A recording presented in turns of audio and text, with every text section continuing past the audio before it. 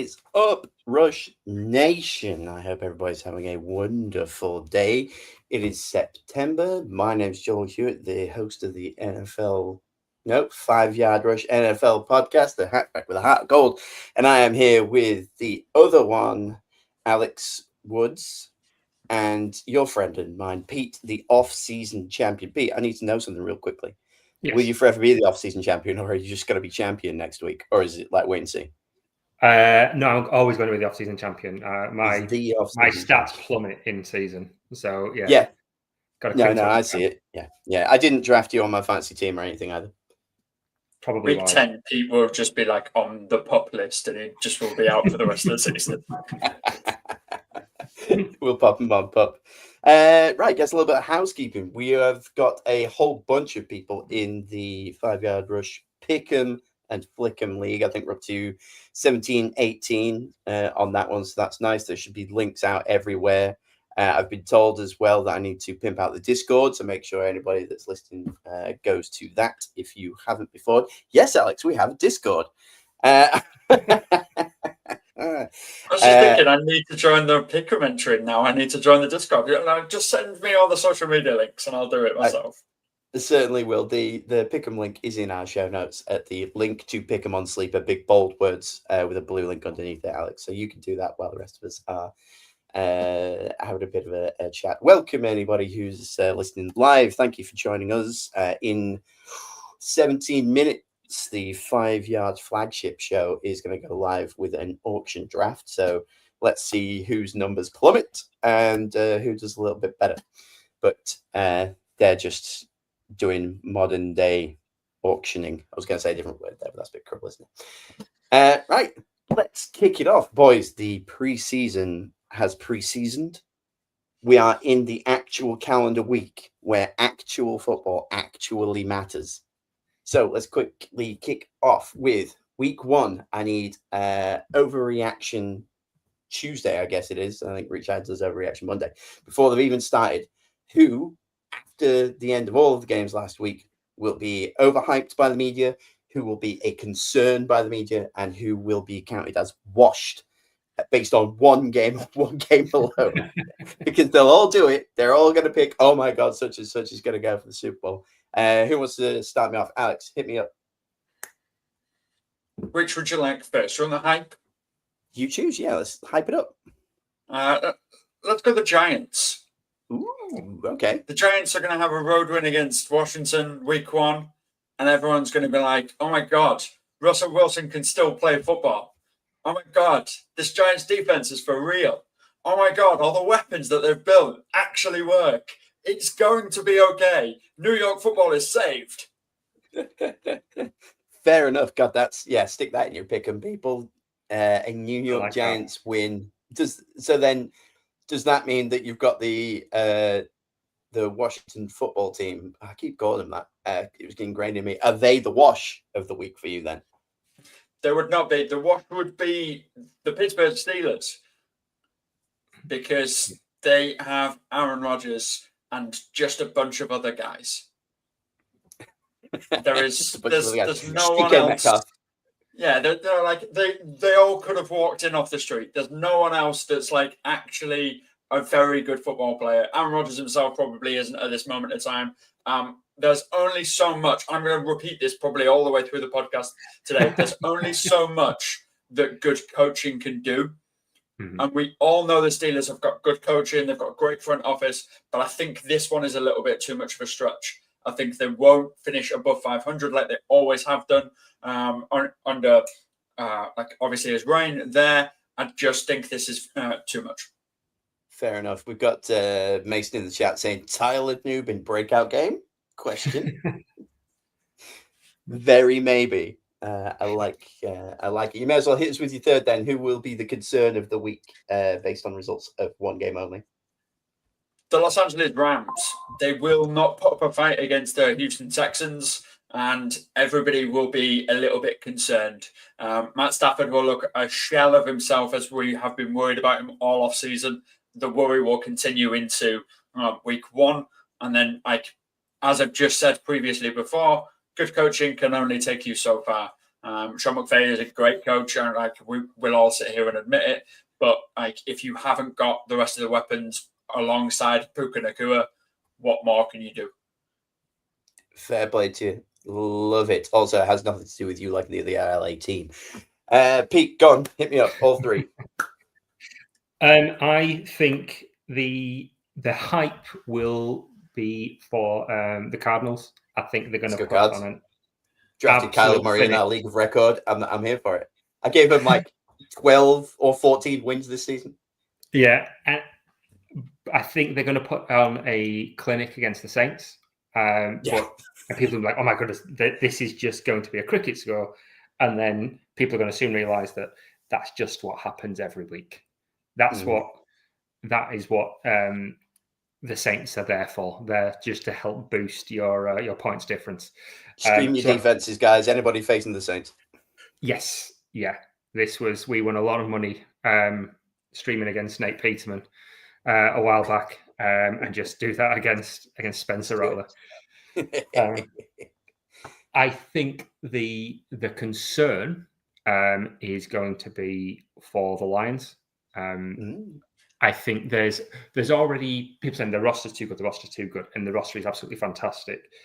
But they go, they're facing the Packers that first game, and I can see it being one of those games, a bit like when Khalil Mack first signed for the Bears, and he just absolutely destroyed Aaron Rodgers in that first game, and it was just a real kind of wow moment. I think that's what you're going to get from the Packers in this first week, and then everybody's going to be wringing their hands. Oh, the loss of Ben Johnson, the loss of Frank Ragnow, the loss of the Jets head coach, whose name just temporarily escaped me, who was their DC, Aaron Glenn. People are saying, is this not going to work? And I think they're actually going to be fine. It's going to be a massive overreaction. It's just they're going to be facing a very, very good Packers team who are on a high after the trade for Micah Parsons earlier this week. Fair play. Then, who is the last one? Who's going to be washed up? They're going to look at them for one game and say, not this year. Try again. I think the Falcons, and I think they're going to be wrong. I think they're facing the Bucs, and it's a kind of an inverse of the Cardinals at New Orleans. I think they're going to say the Falcons are going to lose quite handily to the Bucs, but that's just because the Bucs are really good. And I think the Falcons are actually going to be really good and going to be pushing for a playoff berth this season. It's just a rough first week, and I think that's all it is.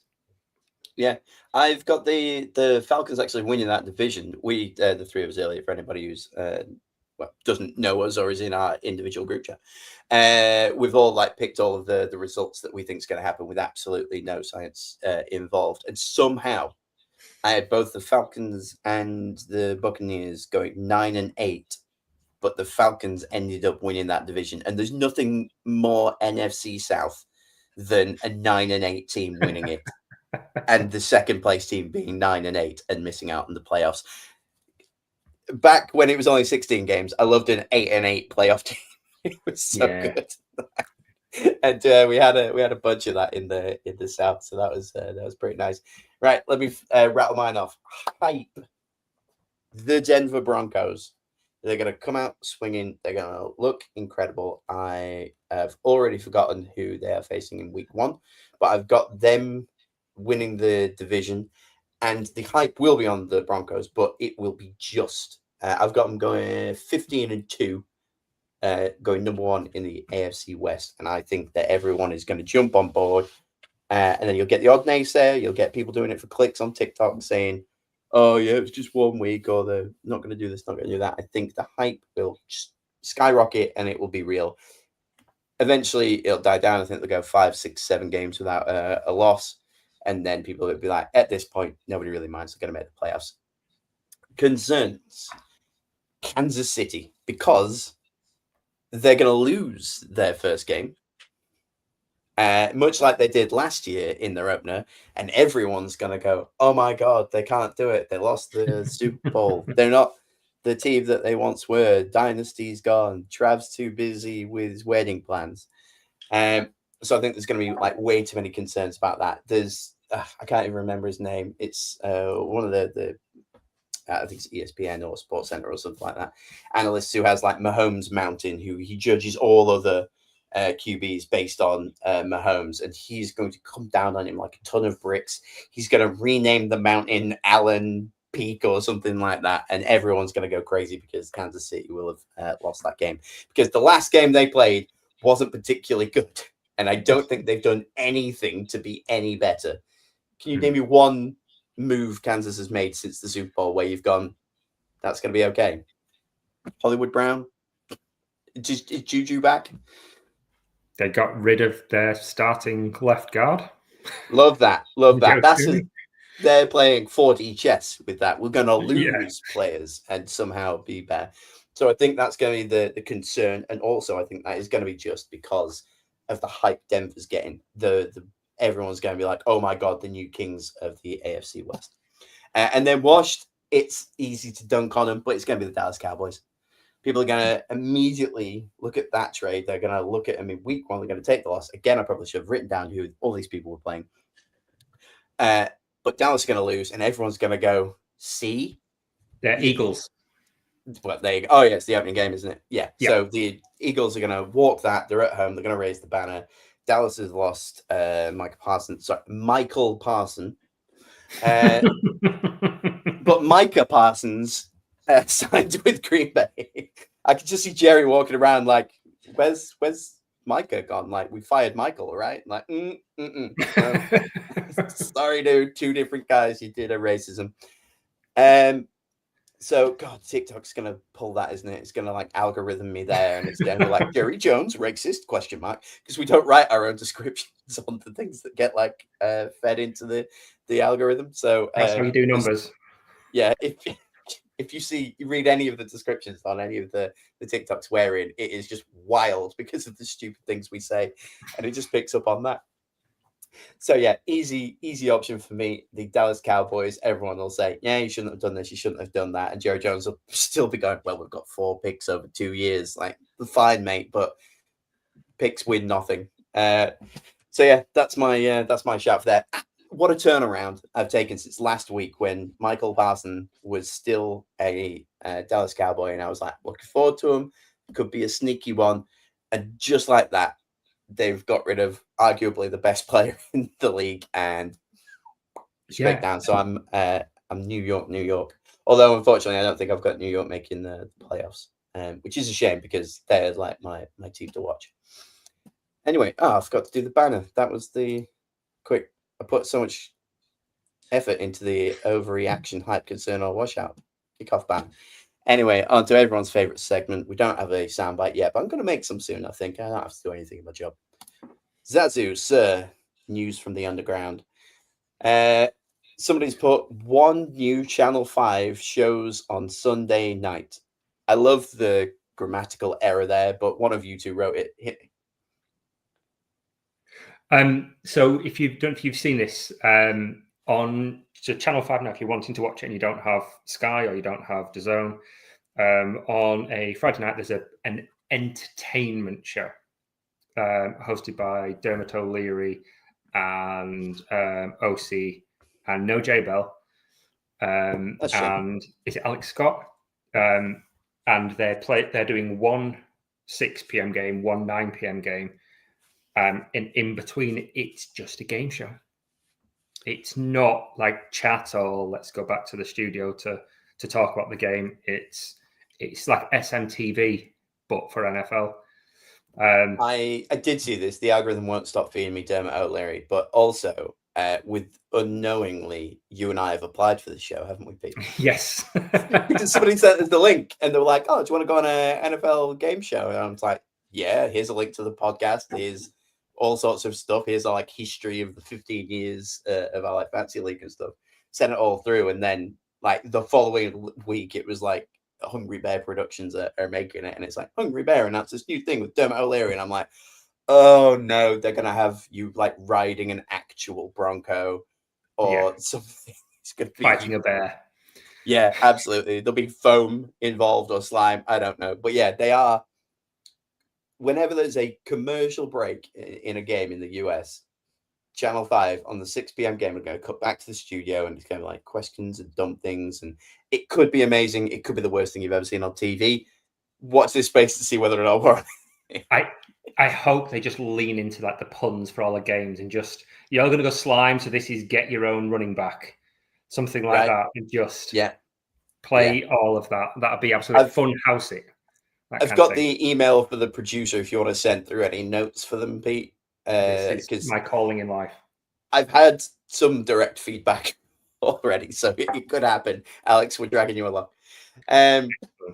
Which is great. Send the podcast in; that'd be great news. But yeah, the major story coming out of that, outside of the dumb show, is that the Channel 5 get a 6 p.m. game and a 9 p.m. game. The 9 p.m. game is going to be classic, go back to the studio, talk about it and whatnot, which is quite nice.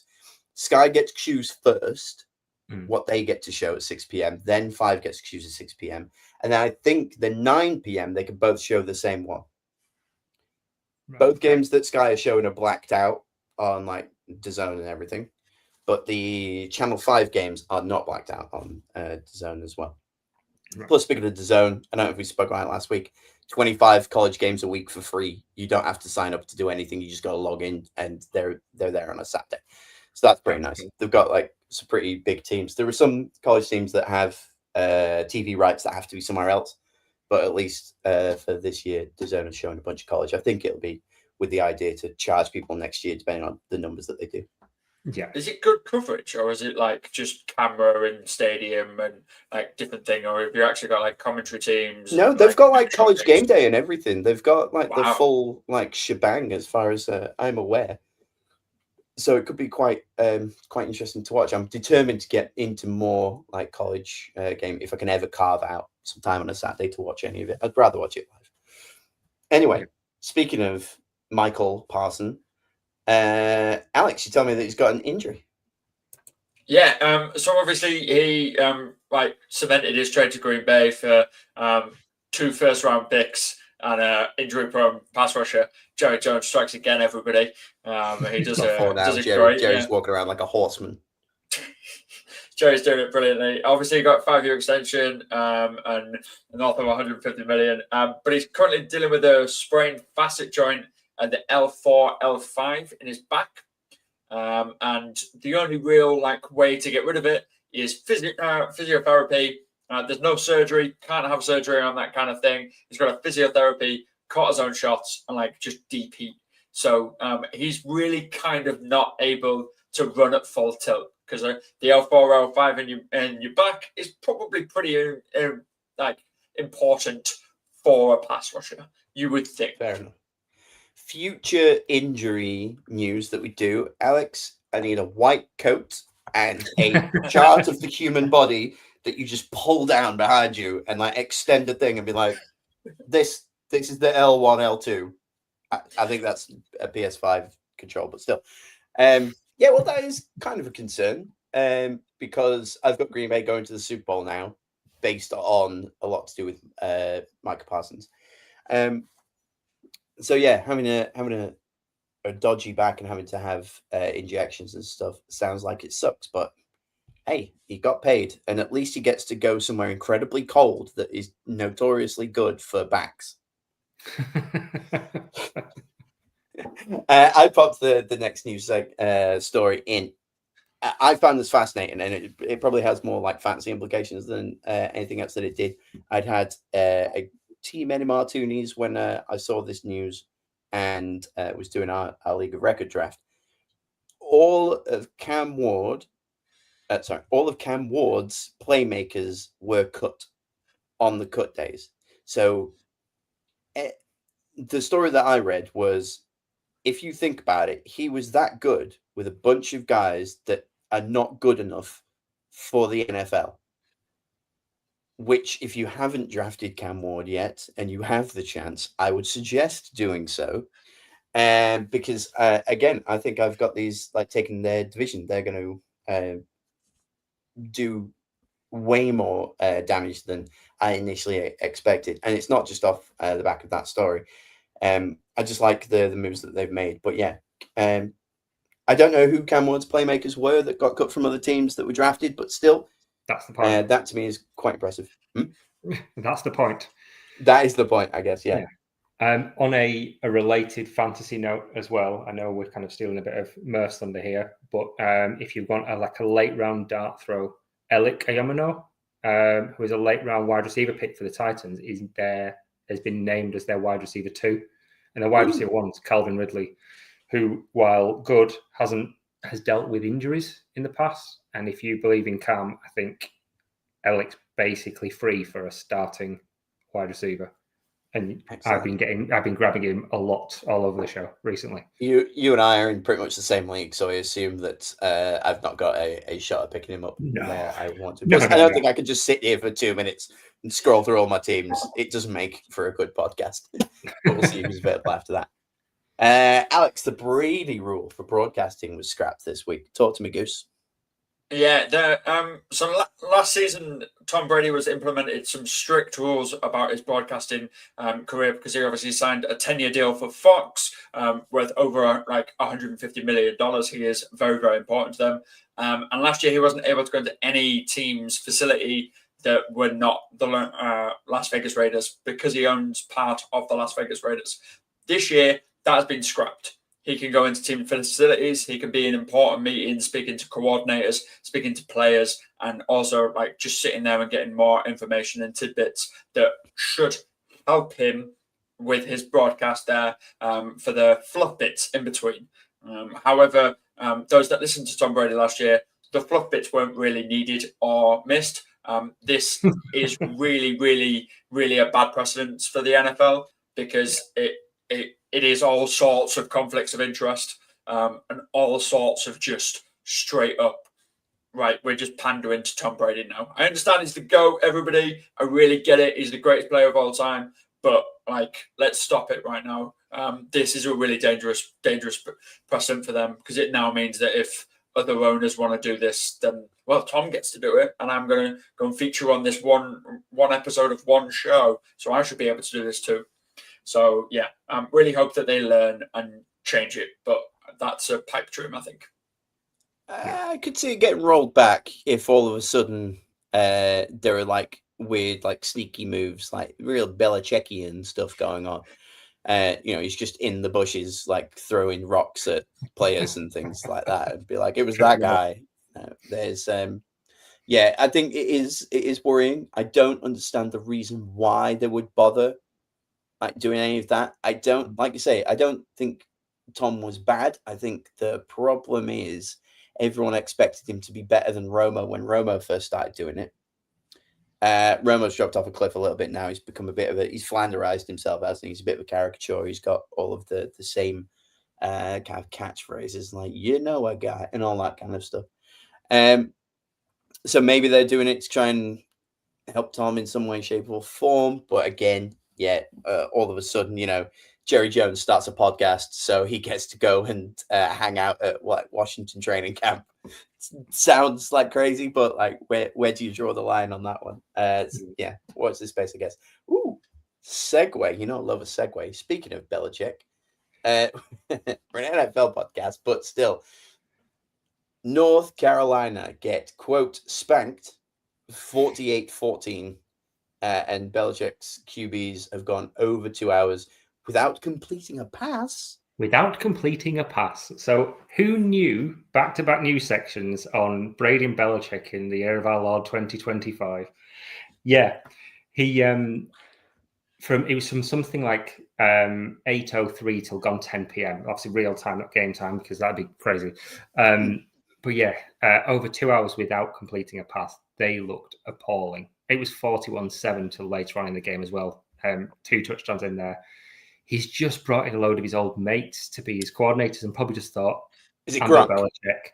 Yeah, he's got Terry Kitchens as his OC and all these other guys saying, I'll bring in all my mates and we'll absolutely smush this, and had quite a rude awakening.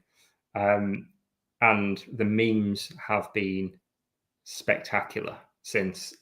Just type into your Blue Sky or X, whichever you prefer, into the search bar, just type in Bill Belichick and just look at all of the memes from that.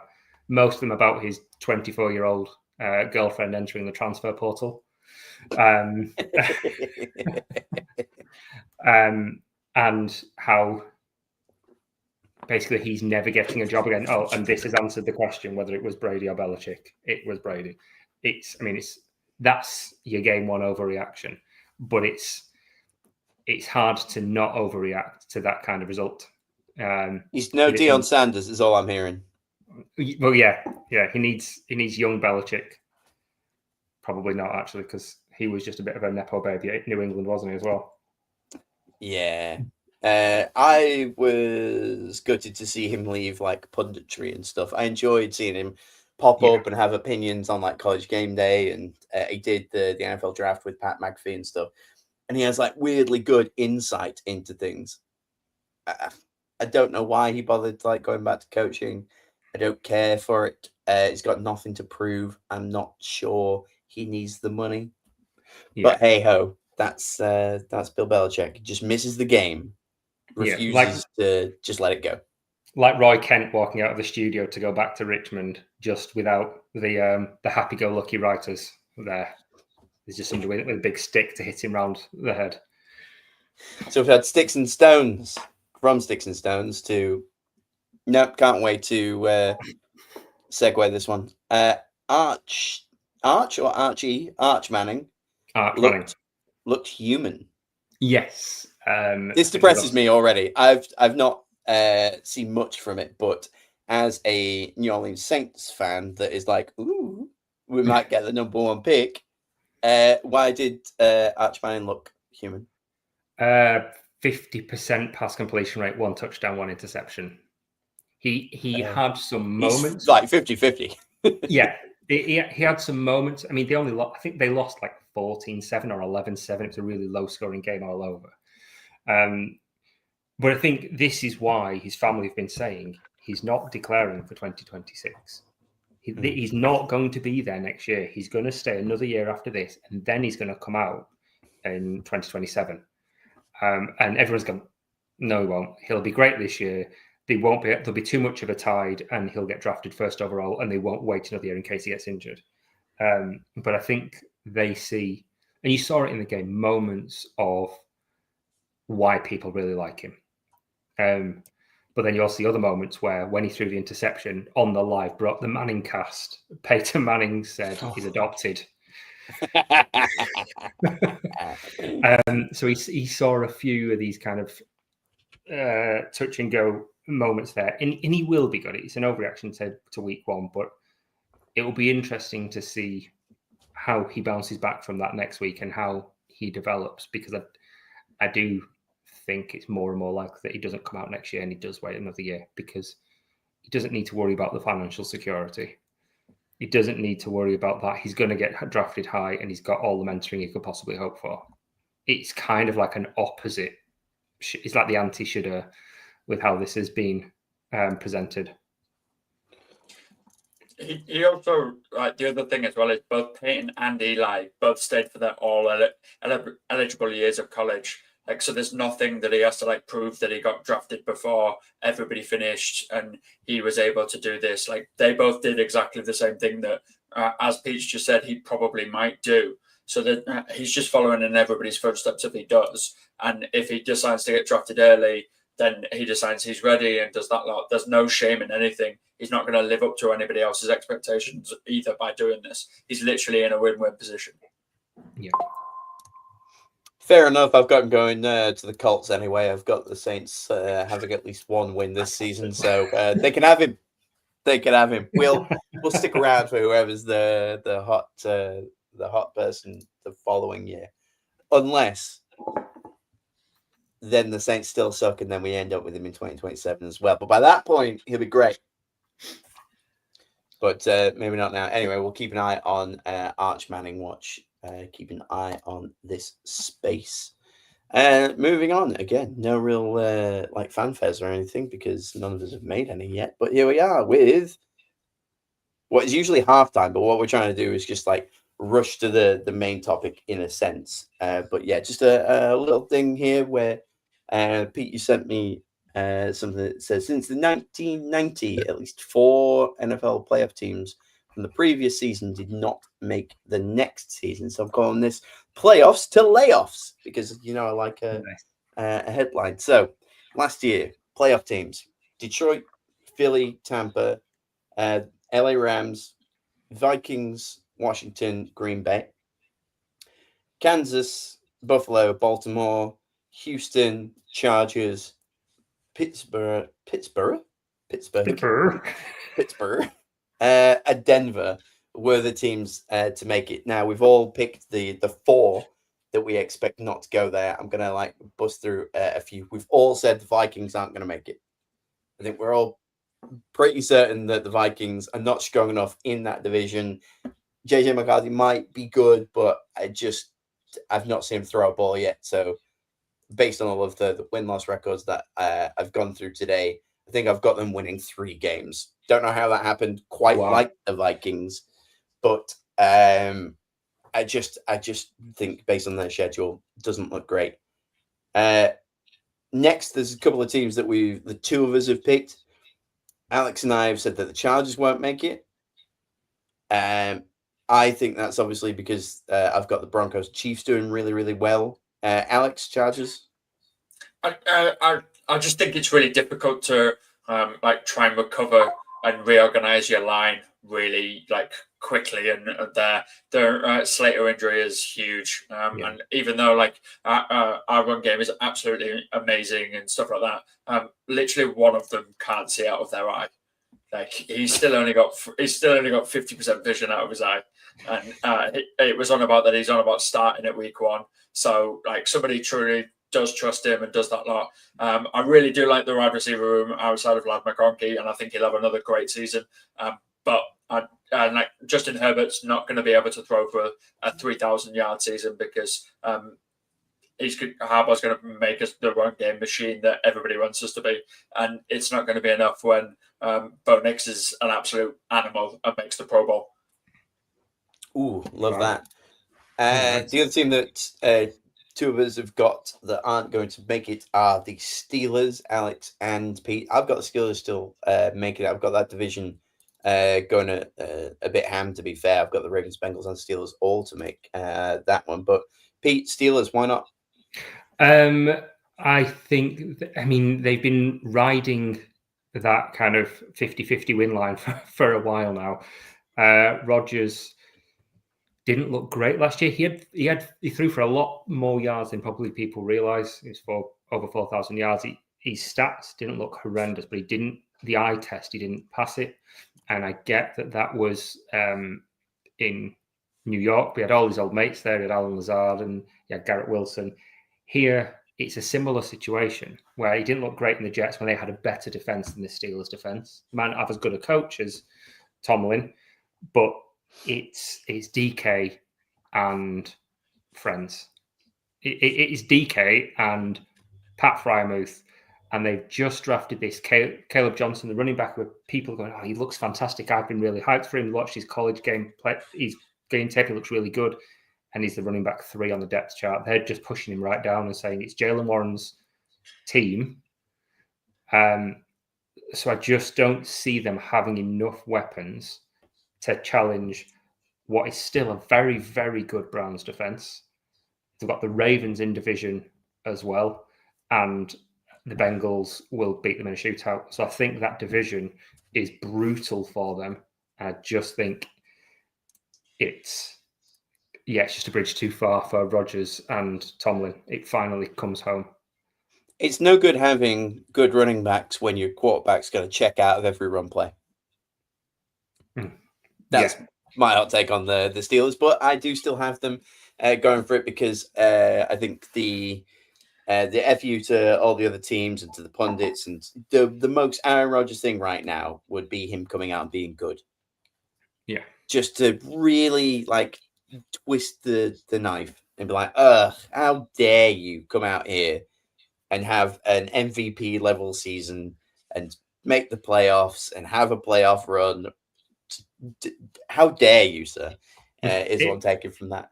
It'd also be the most Jets thing as well. The most Jets thing if Aaron Rodgers wins MVP 2 out of the 3 seasons before he joins them and then puts it up an MVP campaign the year he leaves. That would be absolute factory of sadness. He's that petty. that I can see him doing it. He's not becoming the MVP for any other reason than to prove a point and just like get it one of them to the Jets. Yeah, I guarantee when he wins MVP, he will go on McAfee and go no. He'll get the no. Someone knows. Yeah, absolutely. That's gonna make some good content. Right. So the other ones, I'm just gonna chuck a bunch out there that we all have our reasons. But Alex, you've got the Rams not making it. I've got the Lions, Texans, and Bucks. I've picked 5. I think there's going to be a Lions drop off. Talk a little bit about that later. Texans, just based on the matchup that I've seen from them, I've got them going 6-11. I don't know what happened when I was picking all of these games, by the way.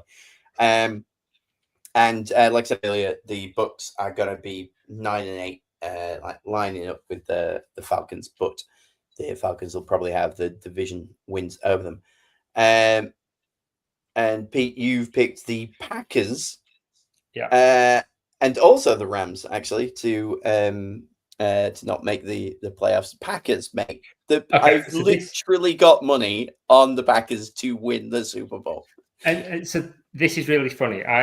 When we started this exercise, I went off vibes. So gut instinct, gut feeling, who's going to miss out, and I predicted who's going to win every division, who's going through the wild cards, and who I think is going to the Super Bowl. And off just pure gut instinct, I had the Packers losing to the Bengals in the Super Bowl. So I had the Packers going all the way. I had Vikings and Bears missing out on the playoffs and Lions getting in as well. And then today I went through and I tried to be as impartial as possible with all of the teams, and I predicted the winner in every single game for all 18 weeks. And I did it, and I printed it out, and I sent it to you guys. Like, this is my standings, and I didn't even really look at it. And then I checked again, and I had the Bears somehow came out as the 2 seed, and the Packers missed the playoffs. But there was 2 wins difference between them. It was 11 and 9. I think there was 3 wins difference between the Bears at the top and the Vikings at the bottom. And a lot of that was the matchups. I think the Packers have got a horrific schedule. The team is really, really good. I have absolute faith that the team and Matt LaFleur is a top 5 coach.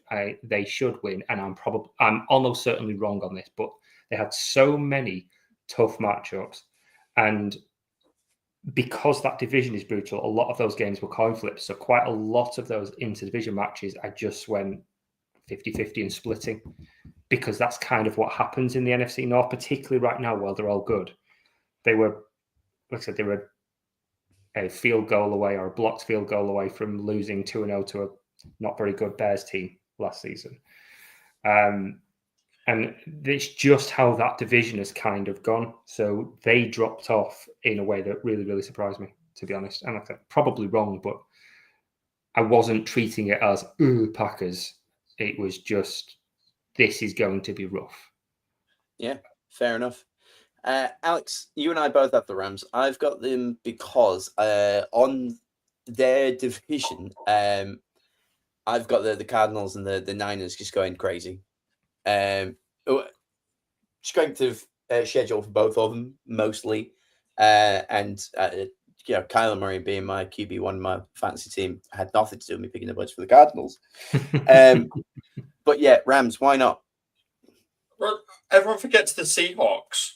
Like Sam Darnold's there. He had a really good year last year. Like Sam Darnold's a good quarterback. Like we're forgetting about Sam Darnold. Like the weapons around him aren't amazing, but like his line's pretty good, and if he's got time to throw, he's going to be able to do it. So like yes, the main reason I had it is because I have the 49ers bouncing back, and I think the 49ers will do really well this season. Yeah. Fair enough. Interesting note that I've spotted whilst doing this, because I, for whatever reason, didn't do my job and instead decided to color code all of these picks. We've picked 5 teams that have all got a secondary color of yellow. Just chuck that out there. There's a lot of non-yellow. You don't see a lot of yellow in the big games in the Super Bowl. So anti-cowardice league. maybe there's something from that. So I guess briefly, I'm just going to like rattle through these teams that I think will make it instead of the ones that I said. I've got the Cardinals, the Bengals, the Niners, the Titans, the Falcons. I've got all of them making the playoffs when they replacing the teams above. Alex, who you got? I got the Giants, again the Falcons, I think the Titans, and also the 49ers. And Pete? I don't remember who I wrote. Give me a second and I'll tell you. I can tell you it starts with the Bears. It starts with the Bears, yes. I had the Bears, the Falcons, the Bengals, and the 49ers, and I think Bengals are going to win it all. So we've all got Niners. We've all picked the Falcons. And then a couple of us think the Bengals. Yeah, interesting stuff. Anyway, on to the thing that everybody came to see that we've wanted to do since the first show, which is some season predictions. So the topic of the show this week that to essentially play us out. We've all kind of gone through and made a few, some bold, some not so bold predictions for the season because we're incredibly excited. And what better to do than just say a bunch of stuff having never seen a ball snapped so far. So if anybody is wanting to play along at home, just like comment in YouTube, Facebook, X, Twitter, wherever you may be. And if you've got any bold predictions, do let us know. I'm going to lurk in the comments after this as well and see if we can see some cool stuff. I'll kick it off because I think I have more than the pair of you. So I'm going to start easy. And I'm going to say that Trey Hendrickson will be the sack leader. And that's going to cost the Bengals too much money. And so he's going to be off to pastures new because they could only just afford to pay for him this 1 year. So I think I said last week, they paid him some money. They've said it's Super Bowl or bust for us. You'll get that. It's also an audition for your next team. Good luck. But right now we really need you. So we're going to pay you. And then, you'll be able to prove yourself for next year. That's my kind of like bold one because I think that he has to earn what he's been paid and he has to audition for the other teams that are going to try and pick him up next year. Any thoughts on that? Anybody care to rebuttal, or is there another sack leader that you've got out there? It kind of fits into one of mine, which is the sack record will get broken. Ooh. Oh yeah, by Trey Hendrickson. By Trey Hendrickson, you can have Trey Hendrickson to have it if you want. You can have Micah Parsons when he's fit. You can have Myles Garrett. You can have TJ Watt. You can have the edge rusher from the Lions who I'm blanking on right now. Yeah, Aiden Hutchinson. You can have any of them. But every year it gets really, really close, and no one really quite amazes it. So, I've just had a thought. Hutch, comeback player of the year.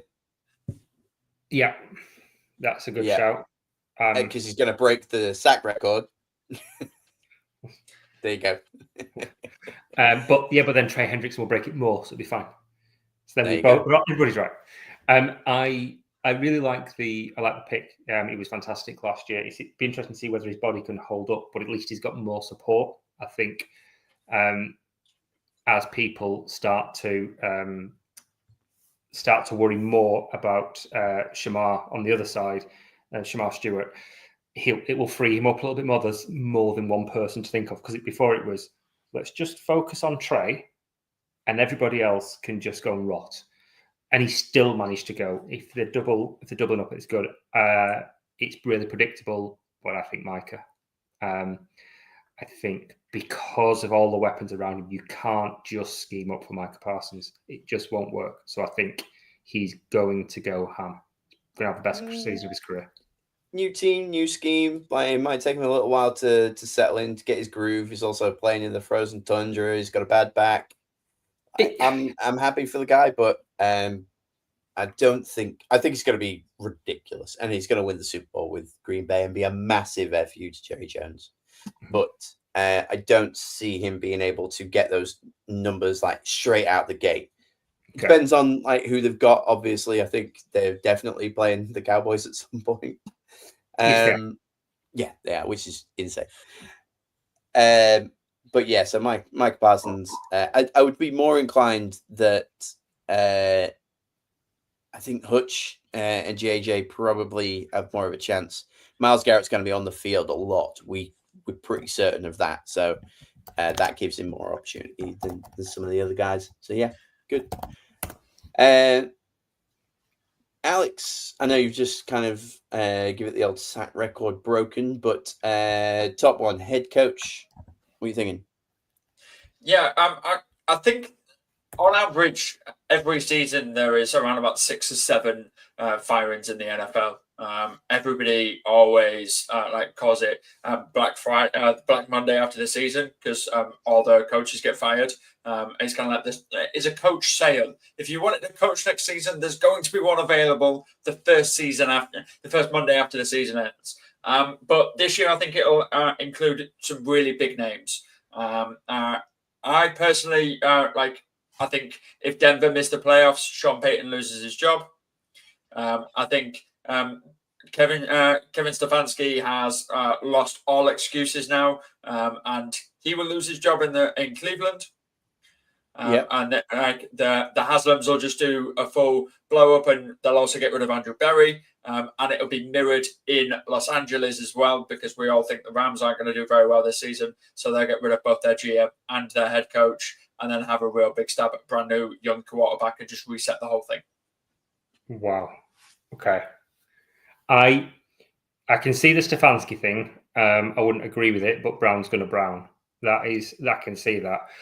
I could definitely see Sean McVay walking away and just going, do you know what? I need a new challenge. I want to take a break, and then I'll come back to another team in a year's time. Particularly if Stafford's on his way out and he can't be bothered with a rookie quarterback. But for them to fire Les Snead and fire Sean McVay, I would be shocked. So that's going to be an implosion for the ages if that happens. I'd be fascinated by that. But if they go 3-14, or 3-14, if they go 3-14 this season and they and they completely miss the playoffs and barely do anything, haven't you kind of got to? I guess it depends, because if you're going to go 3-14, if you go 3-14 with a healthy Stafford, then you need to have questions. If he's crocked and you're using whoever their backup is, I've forgotten who the backup is at the minute, then you've got a problem, definitely, that needs addressing. They had some person that used to be at the Patriots. Oh, it's Stetson Garoppolo. Bennett. What? Stetson Bennett. Okay, I thought Jimmy Garoppolo was there. Oh, Garoppolo. Garoppolo might be there as well. Yeah, actually. Yeah. Okay. It's Jimmy Yes, Garoppolo. he is. Of course, he is. Igor. yeah. There you go. There's some hot butts there. There's some like big names. I suppose the Stefanski one, I see. The McVay ones, they're crazy to me. You have missed this one out, but you said Jerry Jones finally retires. I think we're up to a record of Jerry Jones mentions, but I think Jerry Jones is almost as old as the president of the United States, isn't he? So he is about due. At this point, I got a funny suspicion that his family are going to like weekend at Bernie's him until eventually they just can't hide it anymore. But they could. Look, we're gonna like sack out the Cowboys a bunch today. I think Jerry could do with just sitting on a beach somewhere, perfectly fine, and maybe an island. Who knows? He probably owns one. He's probably visited a couple. Not to name any. I don't know many islands, but hey,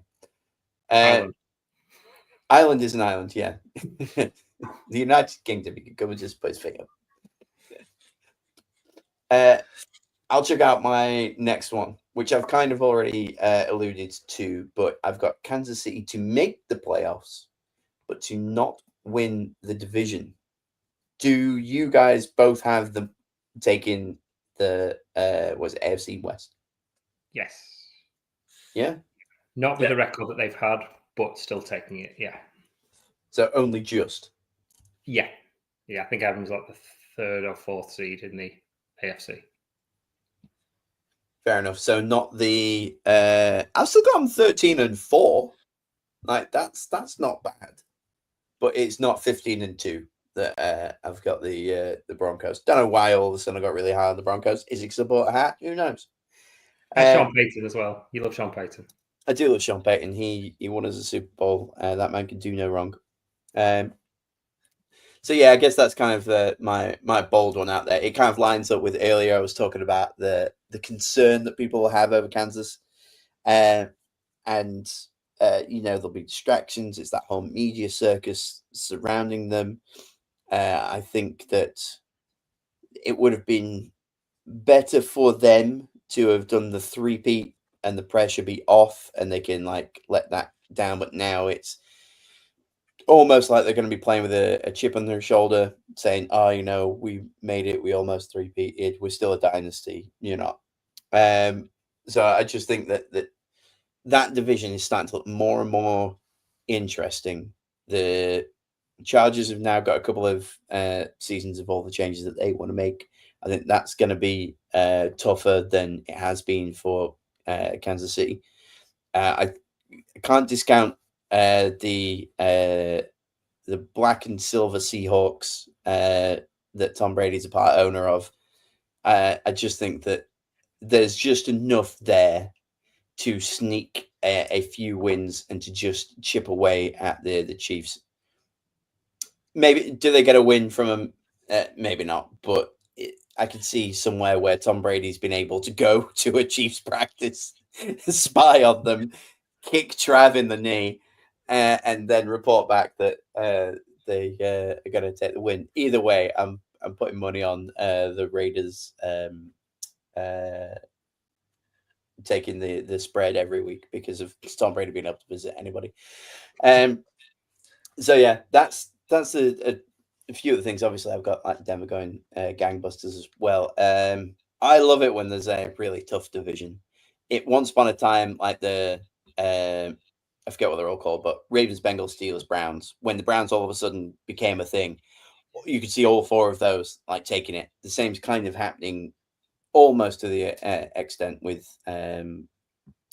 everybody in the AFC West. Once upon a time, there was an NFC South version of that, but it was just like who was the best of the worst. Like anyone could win it with an 8-8 record. Yeah. So I do enjoy it when it's quite competitive, not like the Bills running away with their division because Dolphins, Patriots, Jets don't really care for any of them. But yeah, so I guess that's one of the tamer ones that I've got for the season. Pete, what's your next one? I think that, and it hasn't happened for a while, there's going to be a team that has 2 or fewer wins that doesn't get the number 1 seed. I think the bottom is bad. And if Arch does start to look good, and there's this kind of hype, and there was a little bit with Caleb, but last year, no team hit 2 wins. They were all 3 or better. And the year before, it was just Carolina, were only on 2 and 15. Everyone else was more. But I think there's going to be a couple of teams that get below that and are just demolished this year. I don't see the Saints winning a game. I just don't think they've got...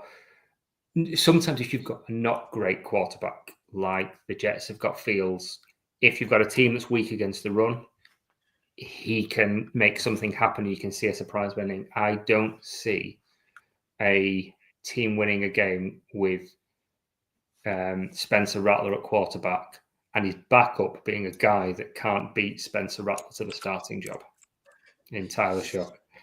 And Tyler Shuck is like 47. He's had enough games now under his belt before he got drafted. His grandkids are going to be annoyed, aren't they? Yeah, they'll be playing with him. They're on the other side. So, yeah, I don't see them winning, and I just don't see anything from the Colts as well. Danny Dimes has his moments, and he could sneak a couple of wins. But I think the Titans are going to be very, very good. I think the Panthers are going to be much improved, and they're going to build on what they did last year. So the division is tougher than it looks. On paper, it looks piece of cake. And the Jags as well, who I think will be better with Liam Cohen in a head coach, and the weapons that they've brought in to help, like Travis Hunter. So, yeah, I think they're going to look a lot worse than people are thinking. And it's probably going to be one of those things where they panic, drop Daniel Jones for Anthony Richardson, then go, oh, yeah, this is why we dropped Anthony Richardson. And just kind of bounce around a bit there. So, yeah, that's my spicy take. And there are others. I think it wouldn't surprise me at all if Gino turned back into a pumpkin in Vegas as well. Particularly if did Myers get his extension, or is he still looking to be traded? I think he's still looking to be traded. I've not seen any news of it yet. Yeah. So if Myers goes, there's not a lot for Gino to throw to there at all. There really isn't. Understandable. One of my spicy ones for this year was: will there be an 0-17 team? And underneath, I've just put yes, Indianapolis.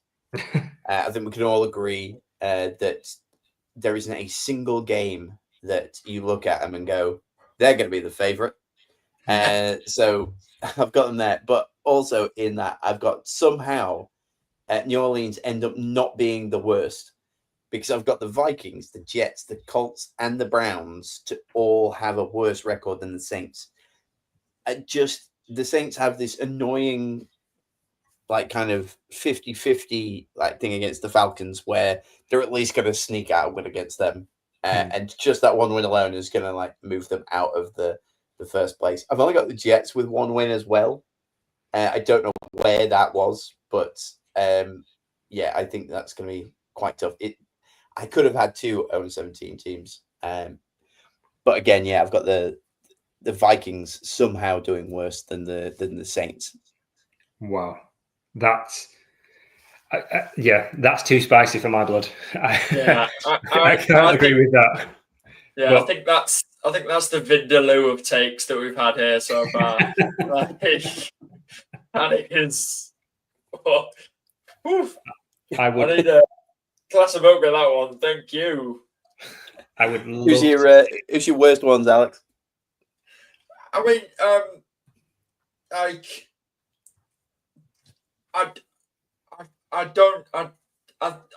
I think the New Orleans Saints could be a 0-17 team. I agree with what you've said, but I don't. My spicy take would be the opposite. I don't think there's going to be an 0-17 team.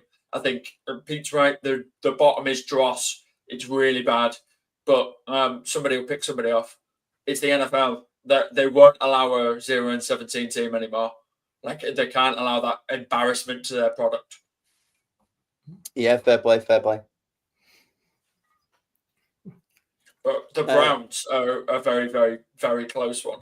Those guys are terrible. That's one we've not really talked on today. We've talked on a lot of terrible teams, of the Panthers, the Saints, obviously there. For some reason, the Vikings have been thrown about here. They're actually going to be an okay team this year. The Colts are obviously one of them. But the Browns have just been excluded. They're awful. They haven't got a good quarterback. Nick Chubb might be able to walk, let alone run. He's not even there. Oh, he's in Houston. No, he's starting for Houston. That probably says a lot, doesn't it? That we've all got Houston. I think we've all got Houston winning that division. With no. Have you not? Oh, I've got the Titans. Right. Okay. But with Nick Chubb on no legs as their lead running back to start the season. I've got 6 wins for the Texans. I've only got them taking 6. I've not got them making the playoffs. They were one of my ones that have taken a drop there, which leads me to one of my other ones that have taken a drop. And I've talked a little bit about them already. One of my ones before the big prediction from Alex mine is that the Lions are going to make the drop off of the Lions will be talked about for years to come. I've got them going 9-8, and that's quite generous in my opinion. I don't know how I managed to give them 9 wins. I think a couple of them were pity wins, but for me, I think that's going to be there was a few years ago where it was like all of a sudden the Jags had like 2 years where it was like, oh my God, are they actually gonna like do it? And then immediately just like fell off a cliff. God knows how they just managed to do it. And I think the hype surrounding the Lions doing all of that thing for the past couple of years, ever since Hard Knocks, really. I think that the drop off there is real. I think the kind of the rise of the Bears is going to do a little bit to hurt them. I've still not got the Bears doing very well. I've got them 7-10. Sorry, mate. But the Packers like just dominating at like 16-1. And plus I've got like a lot of other teams with doing much better. So a 9-8 Lions for me is kind of the drop off where everybody's going to be like, wow, and nobody will kind of like talk about them again. The Lions will fall back into obscurity. They'll just be that team that always plays on Thanksgiving again for whatever reason. Does anybody know that, by the way? Why is it always the Lions on Thanksgiving? I think they called dibs. Nailed it. Well played, Detroit. Yeah. Go on, Alex. Give us the big one. I think we could probably talk about this for a good little while. We will have a Super Bowl champion who hasn't won this millennia. So since the year of our Lord 2000, there's going to be somebody who hasn't. Are you saying that there will be one? Yeah, there'll be a brand new winner that has not won in the last 25 years. Right. Okay. And so I'm looking at the list here. Who are your choices that you think could be? It's really contradictory because obviously you're of what we've just said. But for me, the Detroit Lions are up there. I completely disagree with you. Even though I've just checked their schedule and it is absolutely solid. So if they're there, they deserve to be there and they're actually legit. And that'll be their year and everyone will be really happy. The offseason darlings, the Buffalo Bills, their Hard Knocks might have been terrible, but they're a good team. And that's pretty much it. Because the teams that have never won are the Arizona Cardinals, no. The Atlanta Falcons, no. The Carolina Panthers. Oh, sorry, no. The Cincinnati Bengals. They also have a Super Bowl window because they have an MVP level quarterback. The Cleveland Browns, no. The Houston Texans, not yet. The Jacksonville Jaguars, come on. The LA Chargers, no. The Minnesota Vikings, no. The Tennessee Titans, maybe not yet. The Chicago Bears, sorry, Pete, not yet. The Dallas Cowboys, not while Jerry Jones is still here. The Miami Dolphins as well, not a chance. The New York Jets, no. The San Francisco 49ers have had their chance. I do not believe it'll happen again. And I like that they've had their chance. The Washington Commanders. Let your brother. And the Washington Commanders will not win it either. So it'll either be the Buffalo Bills, the Detroit Lions, or the Cincinnati Bengals who will win the Super Bowl this year. And out of those, I personally think it will be the Buffalo Bills. Yeah, fair enough. Just looking at that list, and obviously I've gone wild on some of my predictions, and I've got I've got Green Bay versus the Ravens in the Super Bowl. So it's tough for me to pick one of these. I would love it. I'm ready to. One of the best Super Bowls ever for me was Rams Bengals because it was just like a matchup that you haven't seen in the Super Bowl in a long, long time. And it's like, oh, this feels really refreshing. It's nice. Anybody can kind of get there. There's some nice little storylines behind it. Obviously, that was around the whole, is it scripted and all that jazz, but I don't care. So I love the idea that we could have a Super Bowl champion who hasn't won it in the past 25 years. Flicking through this list, obviously I've got the Cardinals doing quite well, but yeah, I think you're right. Bills, I fell in love with them thanks to Hard Knocks. Bengals could make it back and do it. I don't believe in the Lions, Texans. I'm not even going to mention a few of these. I've got the Vikings doing nothing. It's the ones that have won, but not since 2000 that I'm mostly interested in. And that's the fact that, I mean, I don't think they'll do it, but the Bears have got better. But for me, out of this list, the 49ers and the Washington football team I could see either of those two make the playoffs and then just sneaking their way through, depending on the matchups that they've got. Out of that list, I think, yeah, you're right. Bills, Bengals, but if I only had to have three, I would say that the Niners are gonna be so from so bad to so good. I could just see that happening, and that would please me greatly. I don't know who then I would have them going up against if looking at all this. Yeah, Green Bay. Yeah, fair enough. That would be quite a classic matchup. I'm sure there's loads of archive footage that the NFL do to have a Green Bay San Francisco matchup. No, the Super Bowl would be Ravens, wouldn't it? Because both NFC. Yeah. No, you're right. Yeah, I was the wrong way around there, wasn't I? I wouldn't at all. I mean, it depends on how Ricky Pearsall is and how Ayuk comes back, but I could definitely see the 49ers making it back to the big game because they had so many injuries last year. That was it was like they were on an Indian burial ground. It was horrendous. So I could definitely see them getting back. I predicted that the Bengals will get there, and it's going to be like Kevin Keegan's Newcastle, where it's just going to be box office every single week. And I really want it to happen. They just keep outscoring it every single week because they've got the weapons to do it. And they've got enough on defense to keep them in games. And then Burrow and Chase and Higgins and the other Chase Brown just steamroller teams. And is it Gesicki's a tight end as well? So I'd really love to see them steamroll the way there. It's more wish casting than forecasting. I just want it to happen. I think it'd be great fun.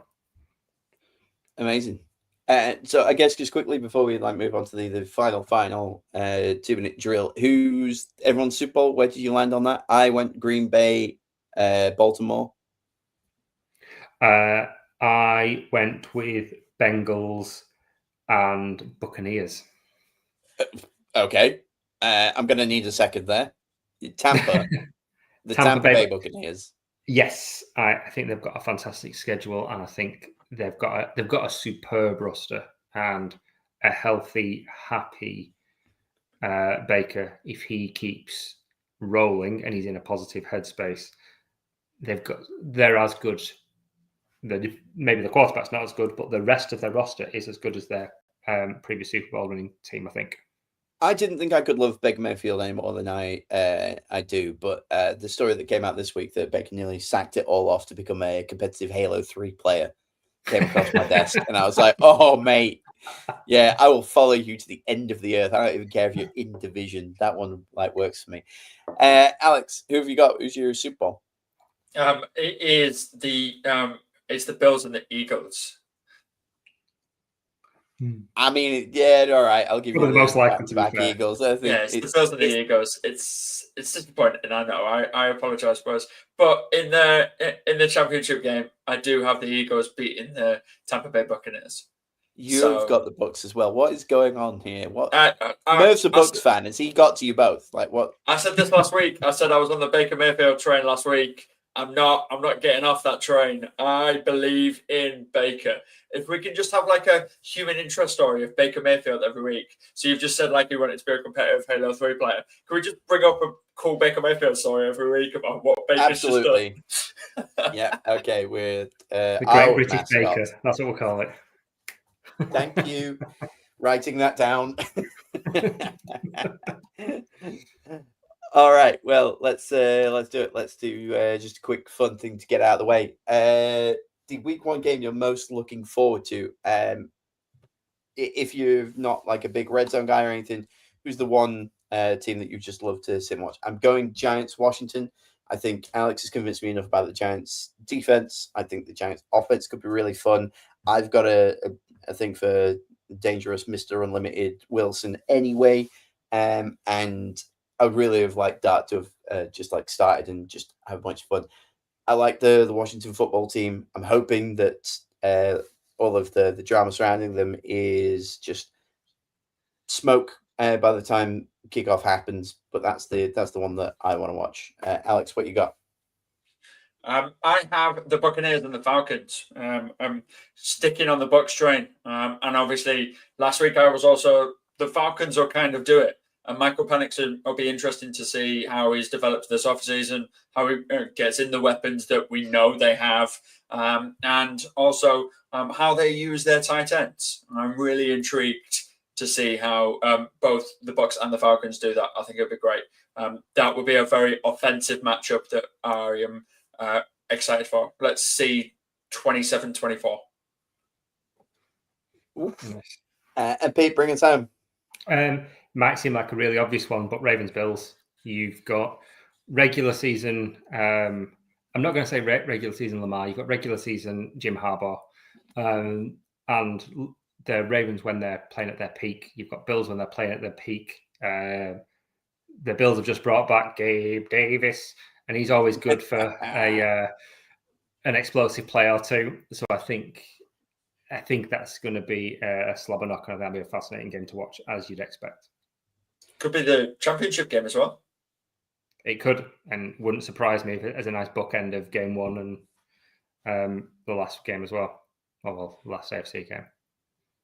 Interesting one as well. The Pick'em or Flick'em has, and this isn't just our league, but everybody doing a Pick'em has literally got that 50-50. Nobody can decide who's going to take that first game. So that'll be quite interesting to see.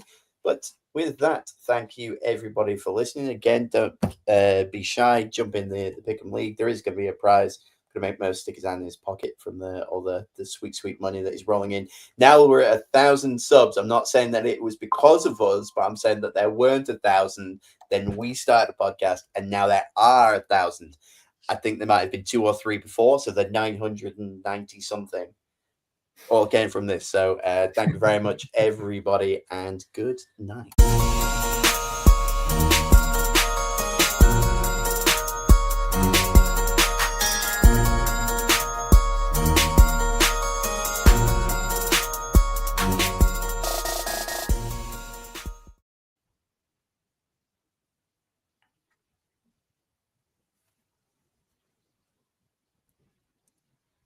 End stream.